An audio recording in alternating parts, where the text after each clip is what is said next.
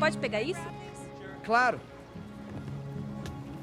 A família Silverwood de San Diego, Califórnia, está em uma viagem de veleiro ao redor do mundo.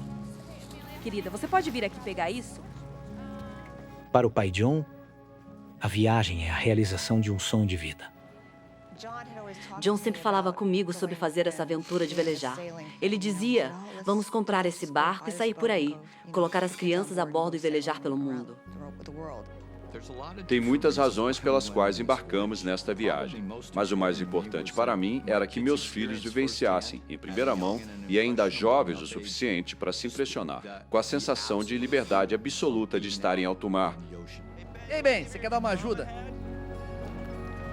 Eu vou brincar aqui, tá? Está bem. A família já navegou 32 mil quilômetros. Todos prontos? Estão agora na última etapa da sua viagem, deixando a ilha de Raiatea, no Pacífico Sul, e a caminho da Austrália, a 5.500 quilômetros de distância. Na Austrália, iríamos vender o barco e voltar para casa. As crianças iam voltar para a escola e a gente para o trabalho. Beleza, galera, vamos lá.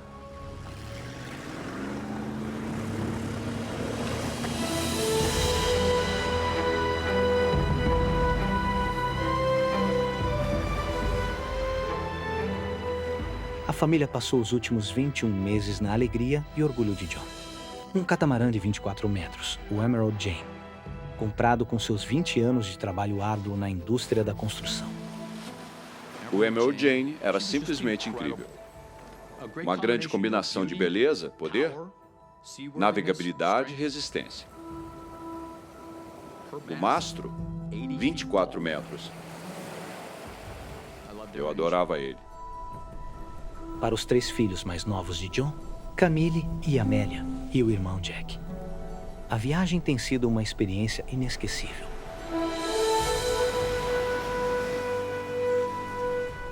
Emerald James se tornou o lar da família, bem como sua própria escola no mar.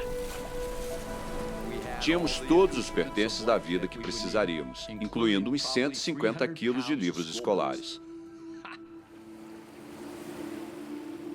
Mas nem todos a bordo gostaram da viagem. Ben, O que foi? você quer assumir o controle? Vamos lá. Ben, o filho adolescente de John, tem encontrado dificuldades. Queria muito voltar para casa porque sentia falta de todos os meus amigos e eu ainda estava em contato com muitos deles por e-mail. Então eu contava sobre coisas e tal. Sentia falta. Há 6 meses, Ben descobriu que seu pai tinha prolongado a viagem deles. Quando eu descobri aquilo, eu fiquei bastante irritado. Eu derrubei a porta, dei um soco na parede. Basicamente, eu tive um ataque. Mas hoje, qualquer reclamação ficou para trás. Eles estão no oceano e indo para casa. Amélia e Camille estavam ambas brincando no deck. Jane estava lendo um livro. Estávamos no mar. Talvez um pouco a contragosto, mas felizes.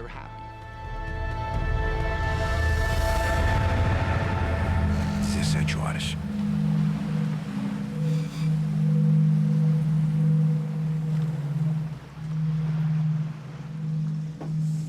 E aí, estão com fome?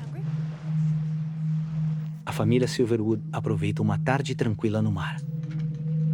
Não é aqui.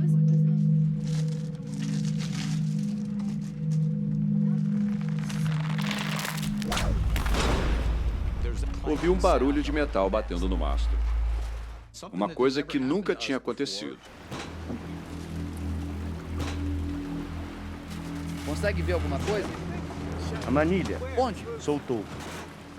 E o mastro ficou batendo repetidamente na vela.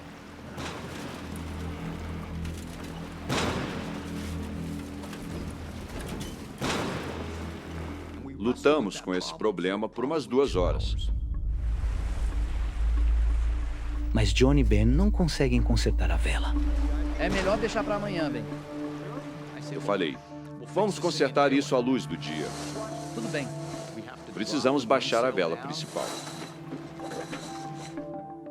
E continuamos assim.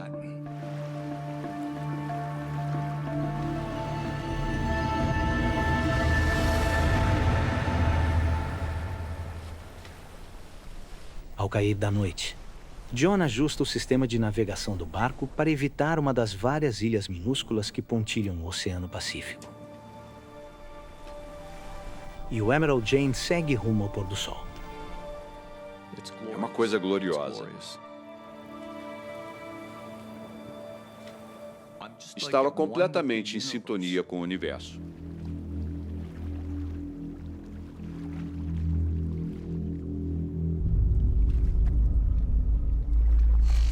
Às 19h.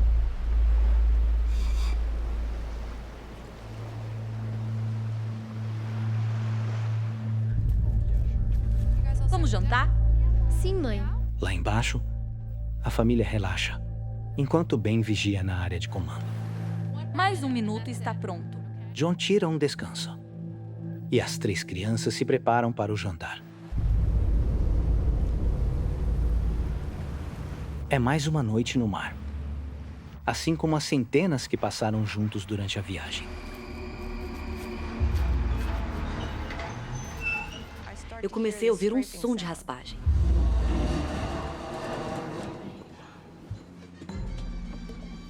Muito leve. Eu pensei na minha cabeça. Talvez seja um coqueiro flutuante ou algo que atingimos. Volta pro seu desenho, amor.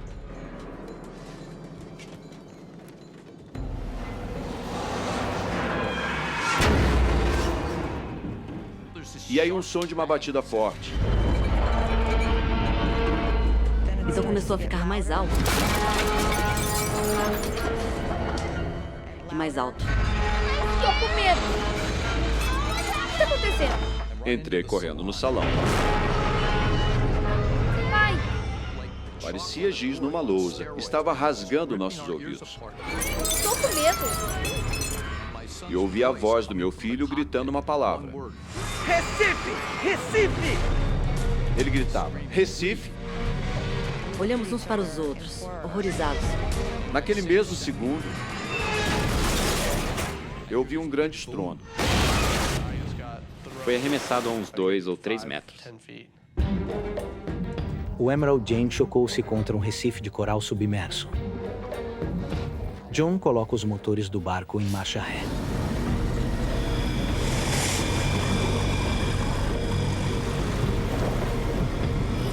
O barco para abruptamente no recife. Mas o sofrimento deles apenas começou.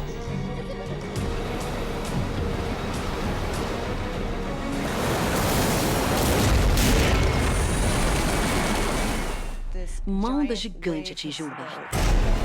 A água do mar arrebentou o casco do barco. A água jorrava com força, explodindo. Parecia que eu estava em uma cena do Titanic. Socorro! Olhei nos olhos do John e dava para ver que ele estava com medo. Ele não sabia o que fazer. E eu também não. O sonho inteiro da minha vida estava se desintegrando bem na minha frente.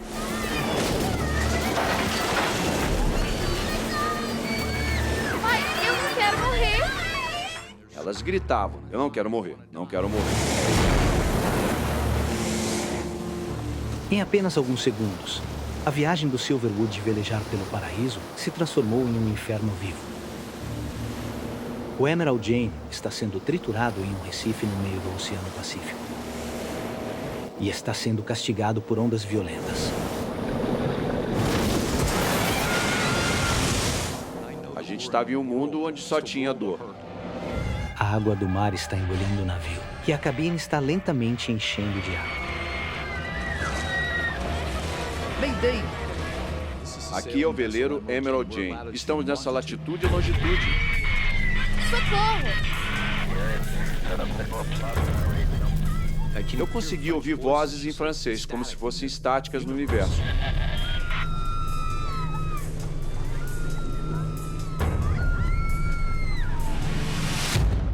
Mas não tinha comunicação. Querida? O telefone via satélite do barco deveria funcionar em qualquer lugar do mundo. É uma linha direta para pedir socorro. Minhas mãos estavam tremendo tanto.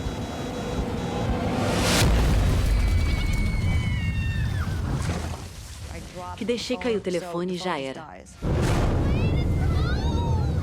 John agora ativa o sinal de resgate do barco. É seu último recurso. Transmitindo um sinal de socorro de emergência para os serviços internacionais de resgate. Vejo aquela luzinha piscando e penso, será que esse sinal está mesmo indo lá para o espaço? Alguém consegue ouvi-lo? Nosso rádio não estava funcionando e nem o nosso telefone via satélite. Não sabíamos se o sinal de emergência estava funcionando. Não tinha quase nenhuma forma de comunicar que estávamos ali. Com Emerald Jane sendo destruído no Recife, John acredita que eles devem abandonar o barco. Olhe para o bem e falo, precisamos lançar o bote salva-vidas.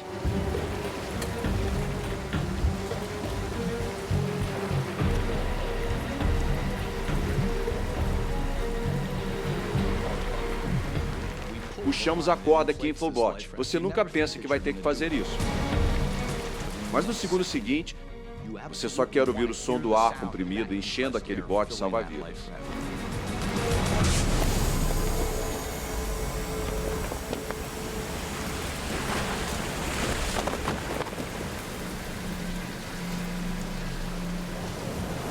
Bem na hora em que Ben e John estão prestes a lançar o bote salva-vidas, Todas as luzes do Emerald Jane se apagam.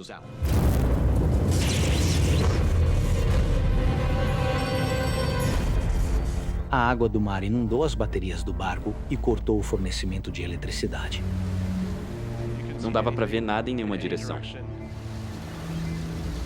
Não tinha luz. Era um breu completo. Eu sabia que a gente estava ferrado.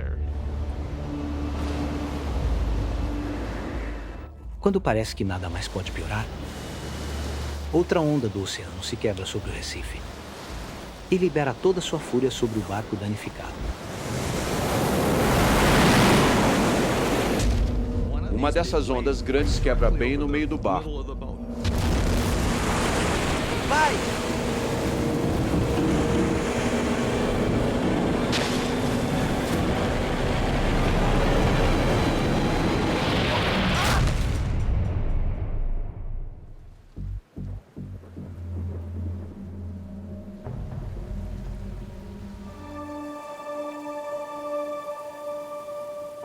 Meu receio era que o bote salva-vidas furasse em algum momento no Recife antes de conseguirmos levá-lo para um local seguro.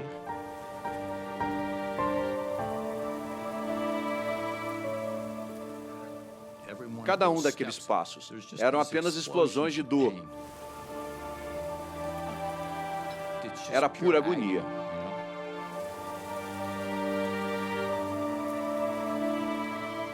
Então esse tipo de dor leva talvez uma hora só para começar a passar. Aquele pico, aquele auge da dor.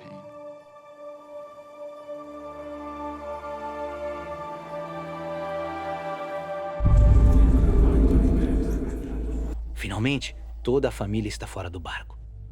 Mas já se passaram 10 horas desde que colidiram e ativaram o sinal de emergência. E John está perto da morte.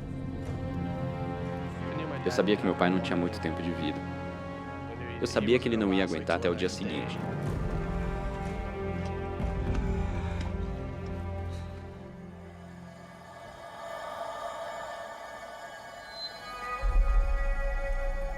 Faz 12 horas desde que os Silverwoods ativaram seu sinal de socorro.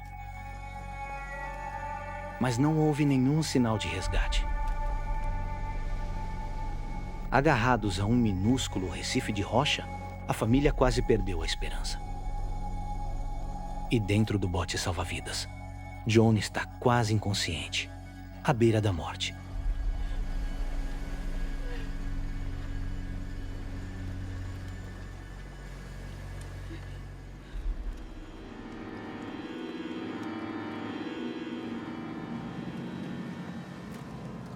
Estava cercado pela escuridão.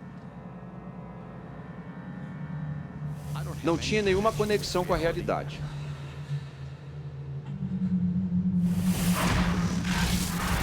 Eu rezei e pedi para Deus que, em troca do meu próprio sofrimento, em troca da minha própria partida, que salvasse a vida da minha esposa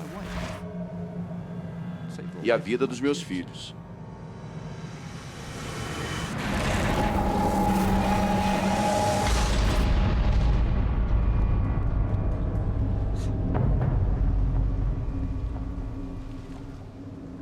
Ben fez tudo o que podia para salvar seu pai. Não há mais nada a fazer. Agora ele se conformou com a morte do pai.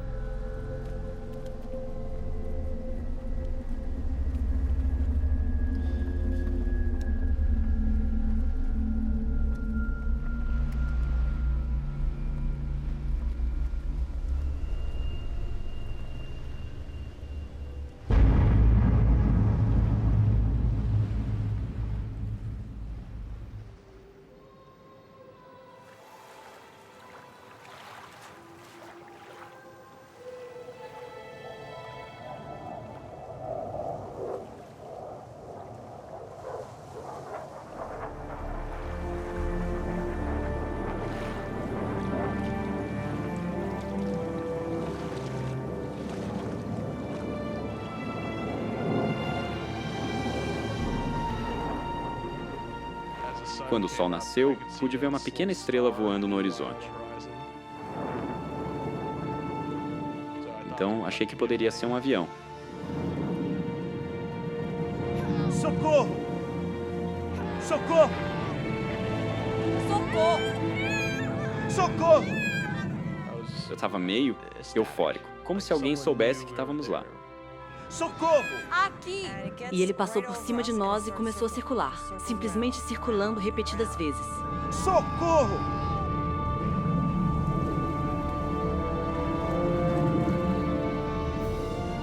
Mas pouco tempo depois do avião ter passado sobre eles, o avião desaparece no horizonte.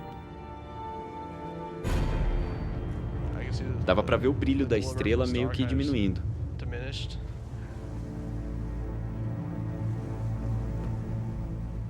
Nossos corações afundaram porque percebemos que não seríamos resgatados.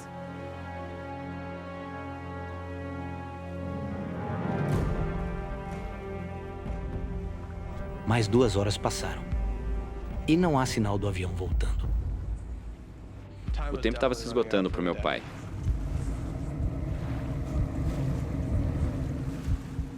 A gente precisava de um médico naquele momento.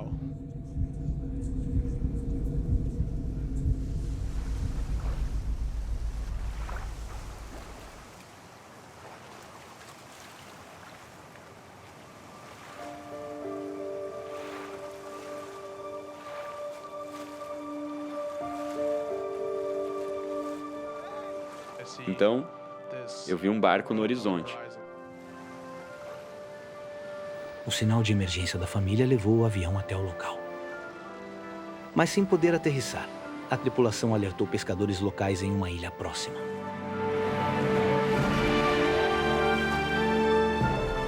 "15 horas após o naufrágio do barco, o sofrimento deles finalmente acabou. Foi nesse momento que finalmente me soltei. Eu simplesmente abracei o Ben, eu segurei e chorei. Eu nem consigo descrever a sensação de euforia. Eu fiquei simplesmente aliviado, como se tivesse soltado um grande peso ou algo assim. Nós realmente vamos sair dessa situação.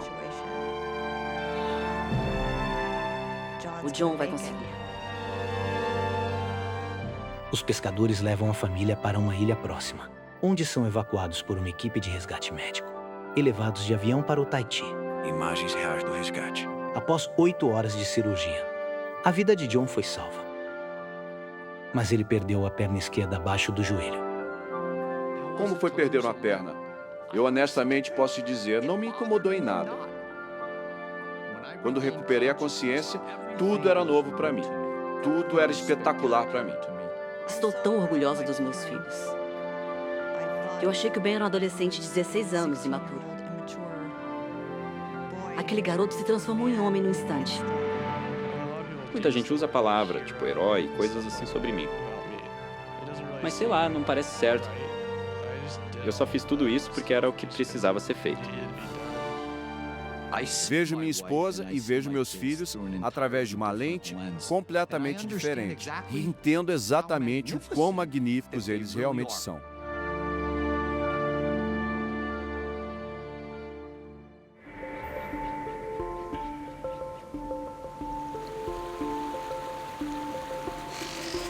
Dia 1.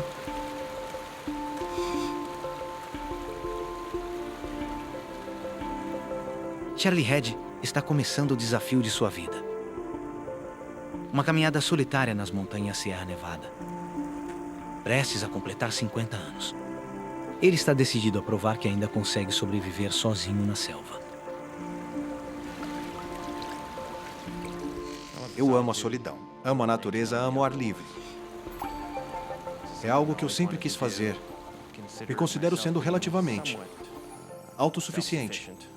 Então eu acho que meio que subi lá sozinho. Tentando provar isso pra mim mesmo, eu acho. Charlie já havia caminhado várias vezes nas montanhas, mas sempre com amigos. Ele sabe que ir sozinho será o maior desafio de sua vida. Não tô ficando mais jovem.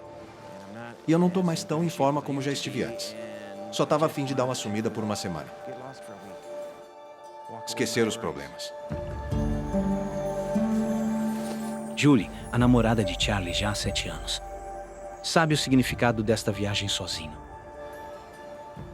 Eu acho que o Charlie já passou bastante tempo sozinho, na dele, então ele gosta de sair e fazer as coisas por conta própria. Ele teve essa ideia maluca, essa vontade de realmente ir e fazer isso. Eu sabia que não tinha nenhuma forma de parar ele. Nos abraçamos, beijamos e ela me desejou sorte. Disse para tomar cuidado, disse que me amava e eu correspondi. Ele é um crianção. Charlie é um crianção.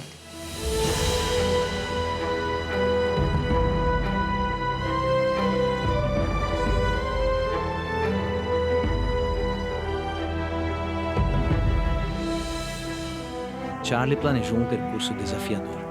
Um circuito de 48 quilômetros que ele espera completar em 5 dias. O primeiro dia de escalada leva-o ao alto dos picos da Sierra Nevada. Aqui, 32 quilômetros da civilização. Ele pode aproveitar a beleza e a solidão. É somente ele e a natureza. As montanhas Sierra Nevada são um lugar deslumbrante.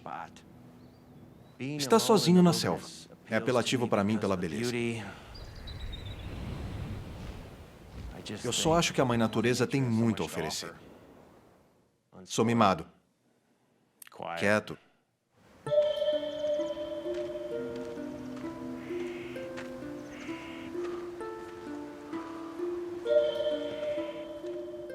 Em relação a ir sozinho, Julie certamente tinha preocupações.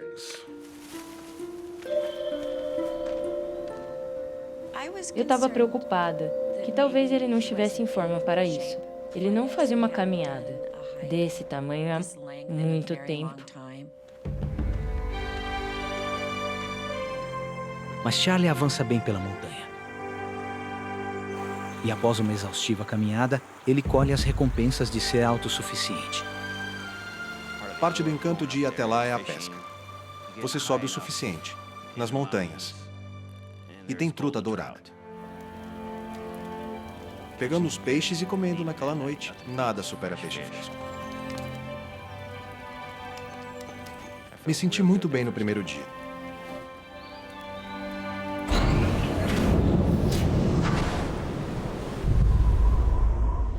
Em setembro. As condições nas montanhas Sierra Nevada podem mudar instantaneamente e dramaticamente. Mas em seu entusiasmo para começar, Charlie ignorou os avisos sobre o tempo.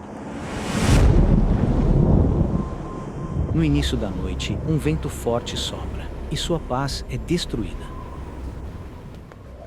Na quarta noite, o vento começou a aumentar. É a primeira vez que me senti realmente exposto. Sabe, você tá sozinho, o vento aumenta, você não dorme. Fica pensando, isso não é nada divertido, sabe?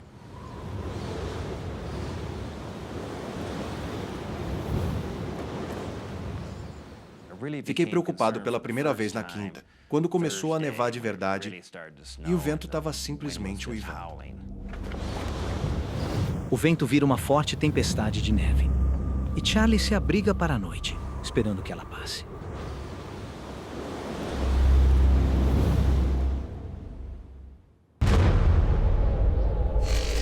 Dia 2.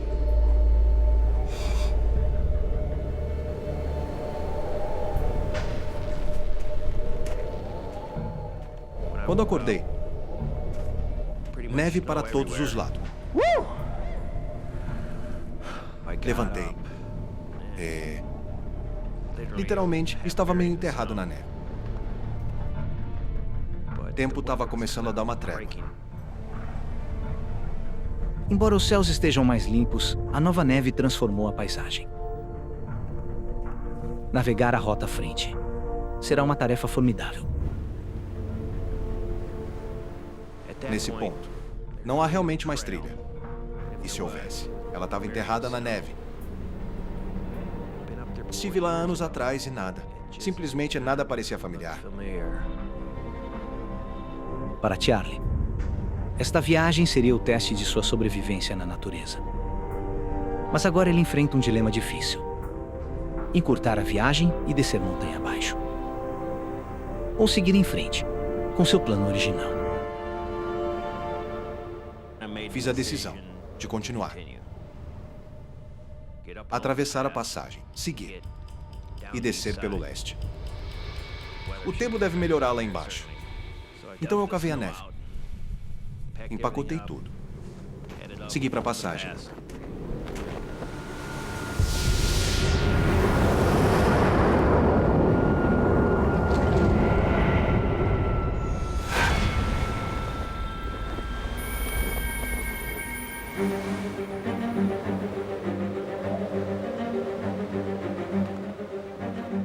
Charlie se esforça por 2 horas.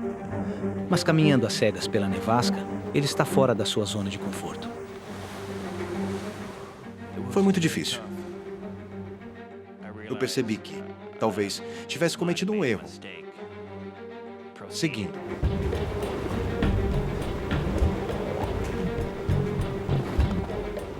Mas a minha racionalidade tentou me dominar. E disse a mim mesmo: você vai ficar bem.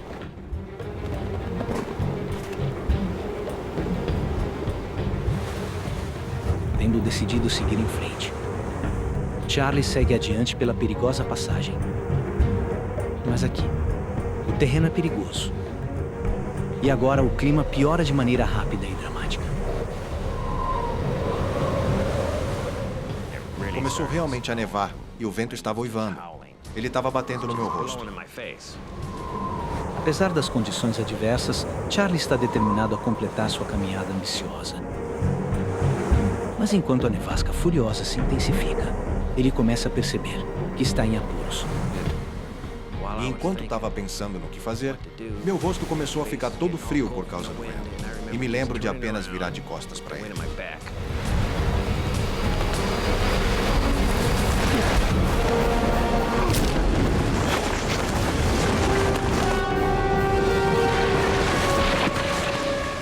Eu não lembro de tropeçar. Eu não lembro de estar voando pelo ar. Eu só lembro que bati minha cabeça.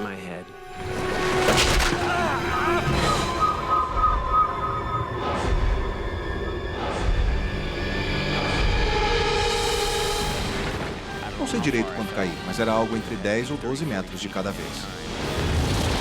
Você não tem controle. Você só espera aterrissar. E sobreviver. Charlie despenca impotente para a morte certa.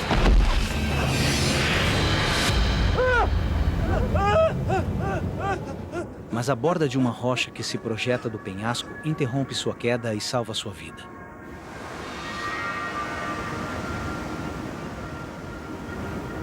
A beirada em que aterrissei eram no máximo uns 2 metros. De profundidade, uns 3 de largura. Olhei para cima. Não dava para subir, era íngreme. Olho abaixo. Era mais íngreme que o inferno. Eu estava preso em uma rocha. É realmente uma sensação terrível.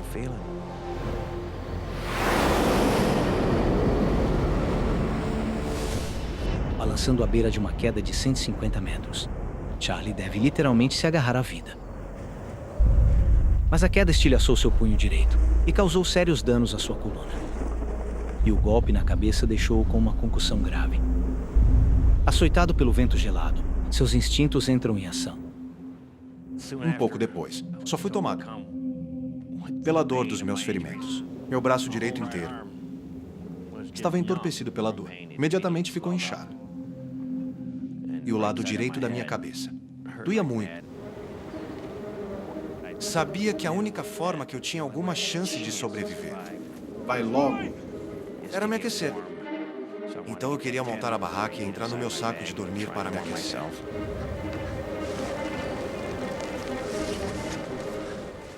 Eu estava num espaço tão confinado que não dava para se mover. O chão estava duro. Não consegui fixá-la no lugar e esticá-la como normalmente faria.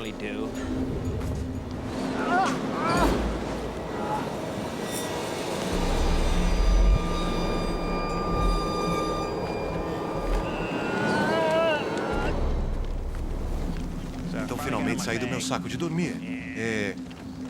E me esfreguei, tentando me aquecer e secar. Eu lembro claramente, por um instante, de perceber como eu era sortudo. De sobreviver.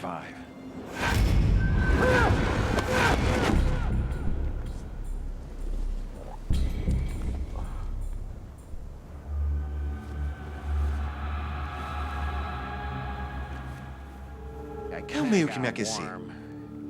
Recuperei um pouco meus sentidos. Pensei, bem, eu tenho um celular. Posso tentar isso.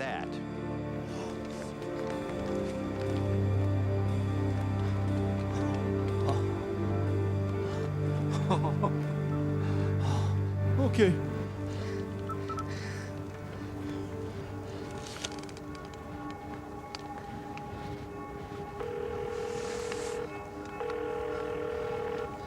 Oi? Desculpe, sua chamada não pôde ser completada. E claro que não funcionou. Pip, pip, pip. Por causa da falta de sinal. Não! Não! Não! Fiquei muito desanimado, porque sabia que naquele momento não tinha chance de ter conseguido contato com alguém lá fora. Isolado e preso na borda, Charlie precisa urgentemente de atendimento médico. O pior de tudo é que ele só deve terminar sua caminhada no sábado. Em um dia. Até lá, ninguém sequer imaginará que ele está em apuros. A única coisa que podia fazer naquele ponto era esperar.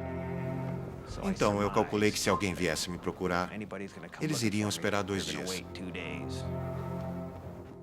Então meu trabalho naquela hora era tentar sobreviver e ganhar tempo. Até segunda-feira.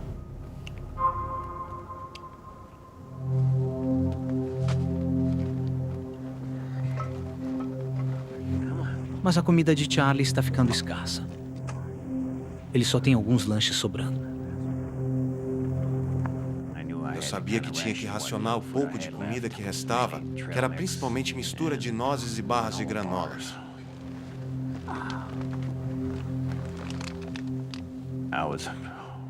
Tava com muita fome. Quando sua comida acabar, Charlie sabe que não conseguirá durar muito tempo sem ajuda.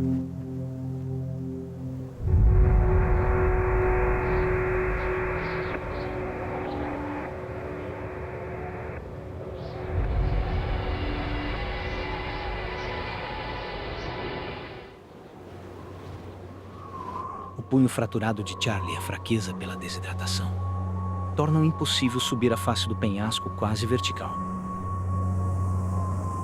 Longe do abrigo de sua barraca, ele está agora totalmente exposto ao vento gelado. E a temperatura despenca. Tão desconfortável. Além de não conseguir dormir, você estava desconfortável em qualquer posição. Eu pensei que fosse, você sabe. Não achei que ia sobreviver. Eu estava muito desconfortável. B, eles simplesmente pararam de me procurar. Então não dormi a noite toda vendo a lua.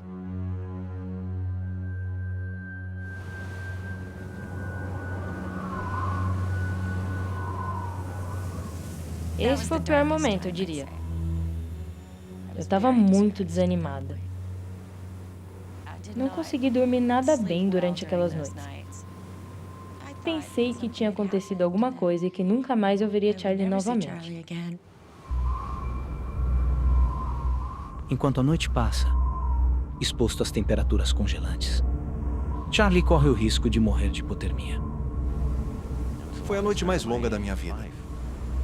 Eu tive que ficar acordado a noite toda. Não precisava, só não tinha escolha. Escrevi algumas coisas, sabe? Tipo uma tentativa ruim de testamento, porque pensei que tudo estava acabado e eu meio que, sabe? Dividi minhas poucas coisas entre as pessoas que conheço e amo. Foi horrível.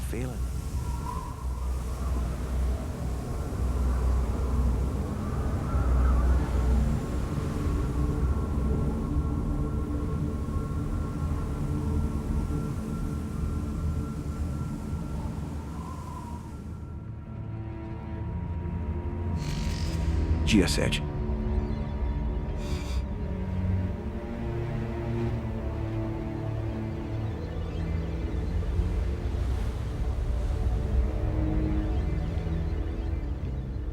Contra todas as chances, Charlie sobrevive à noite amarga. Mas a provação cobrou seu preço. Eu não ia ficar mais tempo naquela pedra. Eu então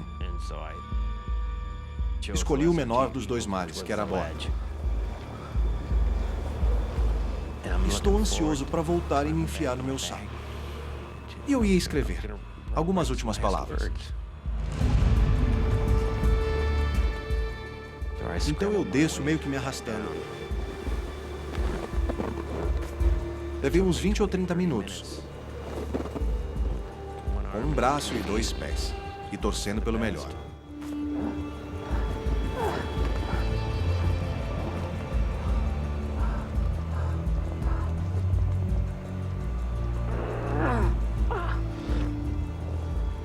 Quando Charlie já está quase desistindo da vida, ele acha uma possível salvação.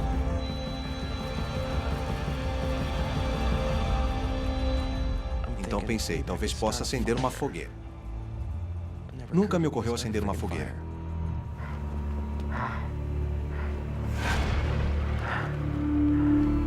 Talvez eu fizesse uma fogueira.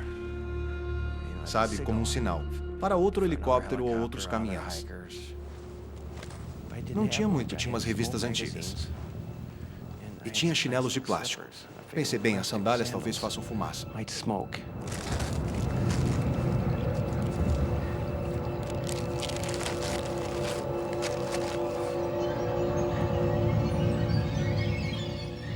Eu tinha uns 3, 4 fósforos sobrando. Minhas mãos estavam dilaceradas. Meu pulso estava quebrado, então acho que tentei acender com minha mão esquerda. Primeiro fósforo, sabe? Acendeu, mas não queimou o papel.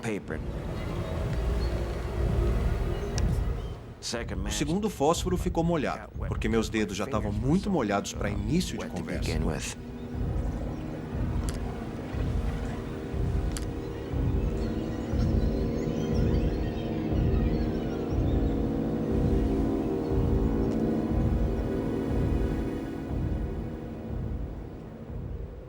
Esqueci o que aconteceu com o terceiro fósforo.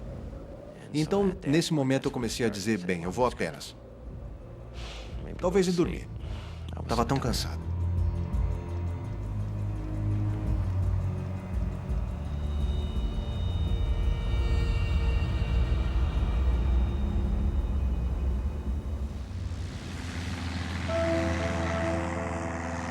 Em casa, o amigo de Charlie, Dave Gra, está preocupado com a falha em encontrar seu amigo.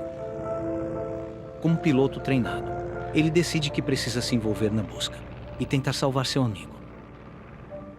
Na noite de terça-feira, acho que acordei várias vezes durante a noite e não pude deixar de pensar em Charlie e pensei que, bem, eu preciso fazer algo.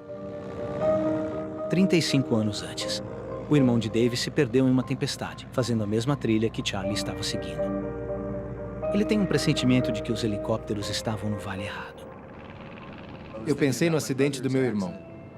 Se estiver nevando ou ventando ou algo assim, pode ser muito perigoso. É fácil se perder. Então eu tive que subir muito, muito alto e ainda provavelmente dar a volta um pouco para conseguir passar pelas montanhas. Olhar para baixo e tentar, sabe, vasculhar as rochas para ver se tem alguém que possa estar, sabe, preso por lá. Mas essa busca aérea também termina em fracasso. Não pude deixar de me sentir desapontado por ele não estar lá. Eu não ia encontrá-lo. E isso não era bom, considerando o clima e o tempo que já tinha passado.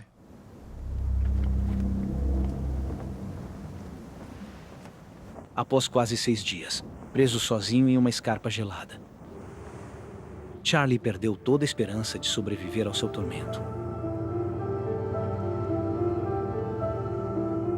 A própria morte parece agora um alívio bem-vindo. Naquele momento, estou tão deprimido e cansado, e com fome e desidratado, pensando que ninguém estava mais me procurando. Então eu estava realmente desesperado. Estava totalmente entorpecido. Esse foi meu ponto mais baixo. Charlie sabe que as equipes de resgate estão procurando no lugar errado e que ninguém vai encontrá-lo. É apenas uma questão de tempo, antes que morra. Eu era um cavalo derrotado, sabe? Eu tinha uma faca e pensei que seria mais fácil se tudo acabasse.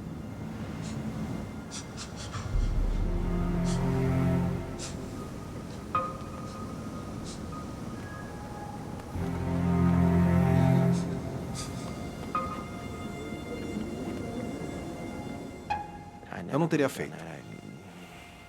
Eu tenho muitos amigos que me amam e amo demais a vida. Não é jeito de partir. Para um homem como eu.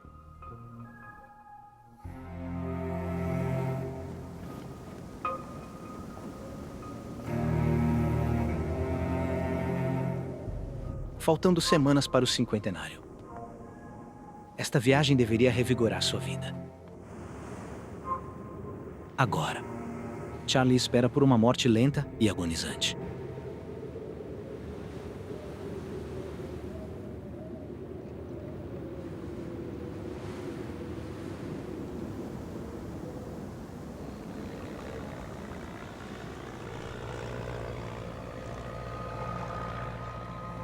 Eu ouço um avião.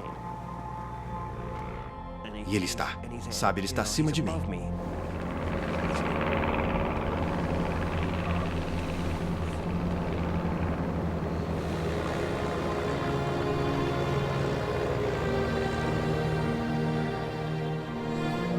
Esse cara está, sabe, quase ao meu alcance. Então eu peguei minha vara de pesca com meu saco de coisas e estou acenando, Aqui! E ele passa e eu não tinha certeza se ele me viu.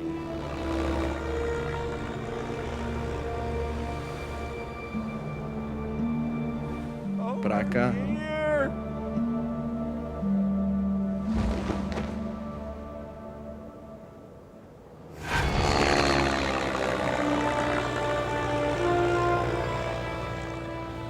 Então ele se vira e vem direto na minha direção de novo.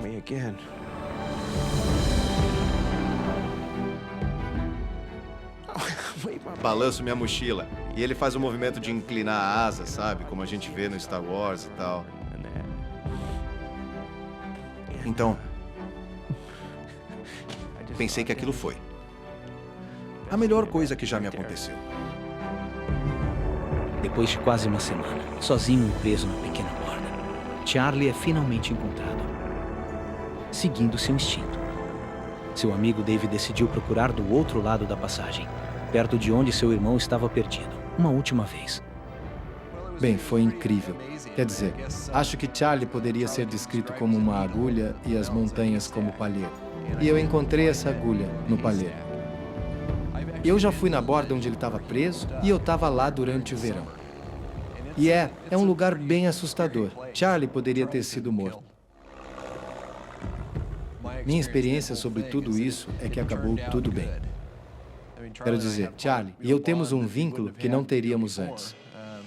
E isso é muito especial.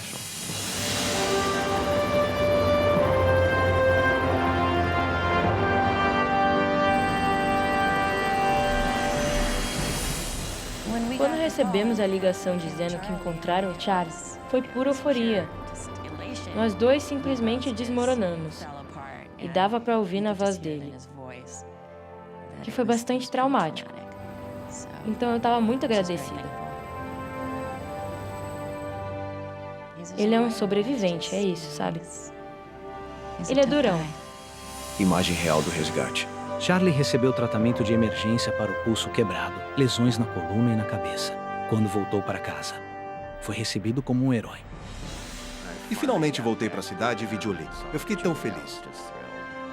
Ela é vital na minha vida. E fiquei muito feliz em vê-la. Foram aquelas pequenas coisas que me mantiveram vivo. Coisas que me faziam querer voltar, sabe? Que eu amo tanto.